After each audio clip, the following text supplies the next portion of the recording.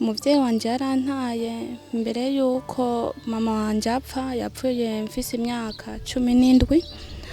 Hanyuma ca turabana muri ico kiringo nari jenyene, ca tubana n'umuvyeyi wanje ariwe papa, niwe nari nasigaranye. Ariko papa yari umuntu anywa inzoga cane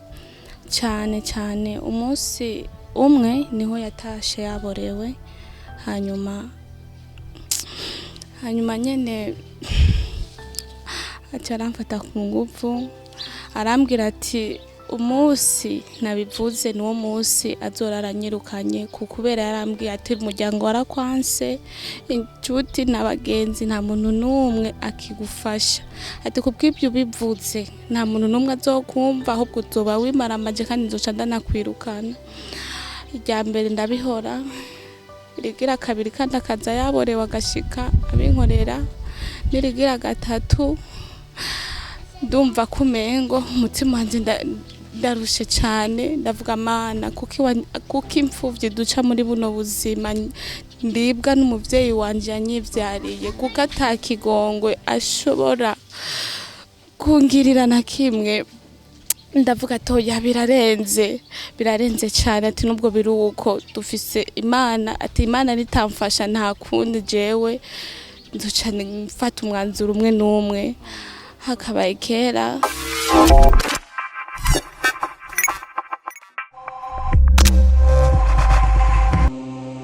Yes, hello bakunzi ba Ashali TV, mumeze gute? Mumeze neza? El Malove mwarimo mutadebukirwa wanyu, ndashima Imana, ndameze neza. Imana ishimwe neza yuko tugihema umwuka w'abazima muri benshi bitavye Imana, benshi bitavye umuremyi kuri no munsi canke muri no misi irikirahera ikimana ikaba yadutije amagara kugira ngo dukomeze kubaho, dukomeze gushikana ici Imana yadusezeraniye gushitsa. Ego uno munsi natembereye ahantu numvise ko ari inkuru y'umubabaro ndetse inkuru ibabaje iruhije umutima kandi y'agahinda kanini cyane. Ndi kumwe n'umwigeme atashimye ko ndamugaragaza, ariko yashimye gutanga ubuhamya bw'ivyamubaye ko ndetse n'ibintu byinshi cyane. Ugumva neza yuko vyumvise umutima wawe ushobora kugira agahinda, ariko Jesse no muvugira byinshi araza kutubwira. Yitwa Joseline, byinshi araza kutubwira ikibazo cyahabaye. Bandu kandi subscribe utarayikora, umaze kuyikora nawe ubura umuntu w'amateka cyane. Tubanze tumuramutse. Jose ni sawa? Sawa. Umeze neza? Yego. Ni Joseline yoba afise imyaka ingahe? 20. Imyaka 20. Jose, twagusanze mu rugo ahantu mbona yuko umenga ntihasa neza ndetse ntihabereye umukobwa nka wewe, ariko tukomba kumenya hano hantu habaye gute, niyihe story yawe washimye neza yuko ndakugaragariza imbere y'abantu? Ahantu ndahabaye jenyene. Umuvyeyi wanje yarantaye mbere yuko mama wanje apfa, yapfuye mfise imyaka 17. Hanyuma ca turabana muri ico kiringo nari jenyene, ca tubana n'umuvyeyi wanje ariwe papa, niwe nari nasigaranye. Ariko papa yari umuntu anywa inzoga cane. Umunsi umwe niho yatashe yaborewe. Hanyuma nyene aca aramfata ku nguvu arambwira ati umunsi nabivuze niwo munsi azorara anyirukanye, kubera yarambwiye ati umuryango warakwanse, inshuti n'abagenzi nta muntu n'umwe akigufasha, ati kubw'ibyo bivuze nta muntu n'umwe azokumva, ahubwo uzoba wimaramaje kandi nzoca ndanakwirukana. Irya mbere ndabihora, irigira kabiri kandi akaza yaborewe agashika abinkorera, n'irigira gatatu ndumva kumengo umutima wanje ndarushe cyane, ndavuga Mana kuko imfuvyi duca muri buno buzima ndibwa n'umuvyeyi wanje yanyivyariye, kuko atakigongwe ashobora kungirira na kimwe. Ndavuga toya birarenze cyane, ati nubwo biruko dufise Imana, ati Imana ritamfasha nta kundi jewe nzoca mfata umwanzuro umwe n'umwe. Hakabaye kera ndagenda ndabiganirira inshuti yanje umugenzi, hanyuma uwo mugenzi arambwira atoya aca arabibwira abantu b'abamama bakuze niho baza muri uwo munsi kumbe papa yari yamaze kubimenya aca arata aromoka gushika nino saa twararondeye gushika nino saa sindamenye yari niyo yagiye mbaye muri ino nzu ubona kunyene je nyene nta nshuti nta mugenzi nyene ndabayeho uko ibyo ubona nuko nyene impuzu ndabura kila kintu cyose gufungura ni kibazo nuko nyene vyagenze. Nshuti bakunzi ba Shali TV ni Joseline mwumva neza ko afise ikibazo cyuko atamuntu numwe afise asabiye amazi canke asaba two kurya kandi afise ikibazo cyuko yonone ubuzima n'umuvyeyi yamuvyara umuvyeyi yamwibarutse ndetse atari wo kumutunga atari wo ku ruhande yaramuvyaye ariko mu nyuma amufata ku nguvu rimwe kabiri ndetse na karenga gatatu. Ndibaza neza yuko mwese muri mako neza ari ikintu kibabaje ariko turashaka kumenya byinshi ku ntango imbere ko mama we yitaba Imana yarafise ikibazo kese n'iki cyamwishe yaragwaye canke byari bimeze gute? Nkuri babaje cyane idashobora kwakira kila muntu wari we wese ibiba yarabibonye nukuri. Mama njaragwaye ikiringo c'amezi 5 akama ariko arabwira papa ati mvuza ariko papa kubera inzoga nta musi numwe yigeze amwitaho ngo agira muvuze canke afume anamurondera basi ni muti wo muvura yama buri musi si ibazi kiringo c'amezi 5 yose ariko aramubwira ko agwaye kandi twese twarabona ko agwaye kandi aremvye ariko ni vya bindi vy'umuvyeyi nyene atabashaka ko nabana tubona ko baba baremvye nukuri. Hanyuma umunsi urize yamubwira ati je ndaremvye ndashobora kugupfira amaboko kubera kuzanzoga nyene acamurengera ko aramukubita tobwe ngiye kubangurukanya yansunuriye nkari yaranka ko two mubangurukanya aramukubita ku buryo jeje nyene numva mengo nofuma mfata nk'ikintu ariko ndiyumange navuga ati cimbura ngiyana inzoga niyo zamuherako araza kumubonera ikigongwe bukeye bwaho niho twagenda ku ishuri. Tugiye ku ishuri tumva baje kudutora ngo mama wanyu yapfuye nuko byagenze. Ubuzima bwa Joseline burababaje cyane burateye agahinda ariko ahanya uvukana n'abana banga uri wenyene cyane? Cendi cenyene yego. Inyuma y'urufu rwa mama wawe sivyo byo habaciye ikiringo kingana gute?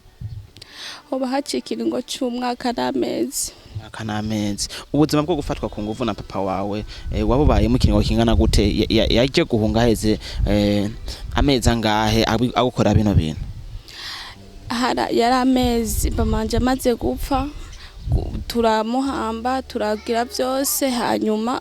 nk'ukwezi gukurikira niho yaciye atangura kuzamfata nk'ikiringo c'amezi 7 uko. Bakunzi ba Shali TV je ndumva mbabaye cyane kandi sinizera neza yuko hari umuvyeyi w'umutima yofata ku ngufu umwana yivyariye ariko tukwiye kwibuka neza yuko ari ibintu bitakariza agaciro umukobwa wawe ndetse bigatuma ata muntu numwe yonamuraba ariko reka nifuze kumenya neza ababanyi baje kubimenya yuko wafatwa ku nguvu na papa wawe uno munsi mu kibano ubanye gute n'abantu ese barakwitaho nk'umwana gowe? Oya nta numwe anyitaho maze kubibwira abantu kila muntu wese ndenganye nko mu kayira kila muntu wese yarandoma ku rutoki wamengo mbaye ikibwa kila muntu wese ntiyashaka no kumbona haba abahungu baguma bamvuma kila muvyeyi akamvuma nta muntu wese yigeze anyitaho haba ababanyi naricara ngaho mu nzu nimba naramerewe nabi canke ishonje ntiyigera nta numwe yigera avuga ati reka tuje kuraba ujya mwana ukungera amerewe wamengo ndigicibwa wamengo sinzi umva bisa nkuko natawe ata muntu numwe akimbona.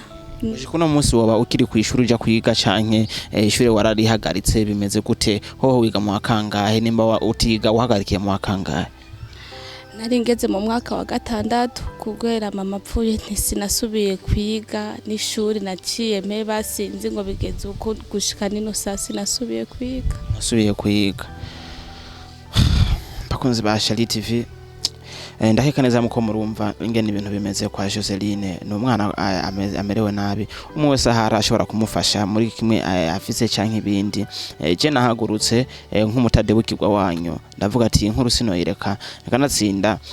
nkaje nsanzwe ndijwi rya benshi sanzwe ndijwi rya uri kuri kurankurikirana ndetse nkagushikanira message aho nawumva ko wona yishikana wumvise ubutumwa nk'ubu reka dufate umwanya twiteho abantu bagowe nk'aba twiteho abantu baca mu bihe bigoye nk'ibi kuko ndiko ndishira mu kibanza ciwanje iyo bari je mfise mushikanje yakorewe nk'ibi mbameze gute ese nokora iki ikire muri iki kibanza nawe ufise umuntu yakorewe kino kintu wokora iki ariko ararira hari uno munsi icajya ni kibazo ariko reka je ndamwibarize wenyene ubwiwe nkuno munsi wovuga ati ngire ndabico naho gufasha ikintu ca mbere ubona ukenye mu buzima bw'iwawe uri mu bunyaco bariki kwanza ikintu no nkenye ni gufungura kwambara ndetse naho mburabona ko hatameze neza nk'ubu imvura iguye umwanya n'umwanya ndashobora kugira inzu ntuze irava nico mbona bomfasha hano ho mubani wanyu canke mwari mupanze twari dupanze inzu ubu yiri hagute konze papa watubwiye ko yagutaye arahunga aragenda usigara wenyene yiri hagute hariho umugenzi yaramanje kundira amezi 2 ariko guhera ico mperanya amezi 4 urumva umwanya n'umwanya barashobora kunyirukana nkaja mwibarabara ego haba mukaba muri hangahe ku kwezi muri ino nzu aha turiho 220 ku kwezi nukuvuga ko uheranya amezi 4 navuga n'ibihumbi 80 uheranye ndakeka neza ko ari bimwe mu bintu ukenye ndetse uniyumvira neza yuko vyona gufasha mu gihe wo bironka imbere ariko hamwe vyoshika umuntu akakubwira ati nkeneye ko ndagusubiza ku ishuri akabwira ati nkeneye ko ndagusubiza ku ishuri akagira umugira neza avuga ati jewe reka ndagufashe usubiruje kwiga vyo ukunda cyane ego kubera ko ku myaka 26 urumva no subirayo no kwiga ego yo bakoze cyane Imana yomugirira neza ufise inshingano nini cyane ariko je kwanza sinumva ko no gusabira gusa kwambara canke iki ndashobora no gusabira umuntu umva ko kugira neza nubwo yo guhereza n'ibihumbi 20 akavuga ati cyajya kwibarabara ukore ibijumpu ifiriti ibijumpu uzuracuruza ko ronka nayo kurya navyo byo bihagije byo ari ibintu biza cyane ndetse bikanagufasha mu buzima kugira ngo wibake ejo hazoza ariko uno munsi agaciro kawe ubona uhabwa ko bakangana gute kwijana bivaye nuko nibibazo wahuye navyo kuva ico kiringo nta gaciro na kamwe no bampabwa ndonga nguma ngaha simvaha umva mvuye ngaha umengo kira muntu wese none kira muntu wese duhura umva nta yindi nkuru atanga yego wambwiye kare ukitangura wambwiye ati papa yarakubwiye neza yuko abi umuryango wakwihakanye wagutaye wakwihakanye bigenze gute hari kibazo nyabaki nta kibazo je no narinze ariko kuva mama yagapfa nta muryango numwe nasubiye kubona ego nta numwe nasubiye kubona na babandi bose nakunda kubona mama ge hari nta numwe nasubiye kubona bakunzi ba Shali TV je numva umenga ndabuze n'ivyo mvuga ndabuze n'ivyo mbaza ariko kandi reka ndababwire neza yuko hajya isi turimo tugiye duhura na byinshi kandi iyi miryango dukikuje irimo ibibazo byinshi cyane twe tudashobora kubonesha amaso cyangwa dushobore kubimenya ariko mu gihe tumaze kumva ko hari ikibazo twumva ko twamenye turagoroka tukavuga ati reka tugishikirize umuntu wese adukurikirana kugira ngo yumve neza yuko hari ibintu biba mu kibano twe tutigera tumenya tukwiye kwirinda ndetse tukabikana twubaka natwe tukagira ubuntu hakagira ibintu byinshi cyane dushikako ndetse tunahindura mu mibereho yacu ya buri munsi uno munsi ni Joseline yahuye na kino kibazo turibaza niwe umuntu wenyine turonse mu miliyoni z'abarundi bahari ariko yo bariwe umuntu wenyine bamaze gufatwa ngo umvu na se wiwe canke hariho iyindi miryango irenga igihumbi yo bimaze gukorerwa bino nimba bariho canke batahari turibaza iki ku bantu ku bavyeyi nk'aba turibaza iki ku bavyeyi nk'aba ese uwo muvyeyi yahabari abikora yisunze iki ibi ni ibintu bimwe mu bintu dukunze gucamo twe turabivuga kenshi hari gihe bimumviye ko tubashiko turababesha canke tugirika ariko hariho ubuhamya bwinshi cyane bushobora kuboneka hirya no hino kugira ngo bumve neza ko bino bintu bibaho ko hari abavyeyi bibegito basegito kandi ko basegito tu bagenderwa n'amashetani bagakorera bino bintu abana babo. Ariko Jose, impanuro wumva wowe wotanga canke ikintu kiri ku mutima wumva woshikiriza ku muntu wari wose karadukurikirana cyo bariki? Icyambere cyo no hanura abo bavyeyi usanga bakorera amabi nkayo abana babo babe bagirira ikigongwe kuko baba bariko barabononera kazoza kabo kuko arabana n'abana b'abakobwa ejo ntibabazi iyo bazoja bariko barabononera kazoza kabo haba aho babaye mu gihugu nta kazoza bakigize na cyane cyane abana b'imfuvyi ubaye imfuvyi cumenga umuryango ntukikubona umuryango ntukukwitayeho baraguta bakagutererana ukamengo ntuwigeze kuba umwana wundi. Eske muraje nibaza ati eske ivyo babo bantu bagira ivyo bahora biyumvira ko nabo nyene hari umunsi bazopfa nabo abana babo bakaba imfuvyi bakagahura n'amabi kira mwana w'imfuvyi ahora abana b'imfuvyi baratotezwa abana b'imfuvyi bagiye no kuba mu miryango mengo sabana nk'abandi ntibigeze kuba abana ariko kira muvyeyi wese yo kwimvira ko uwo wundi utoteza uko wamuvyaye wiwawe niko nabandi bavuze. Eske umwana wiwawe bamugiriye nkuko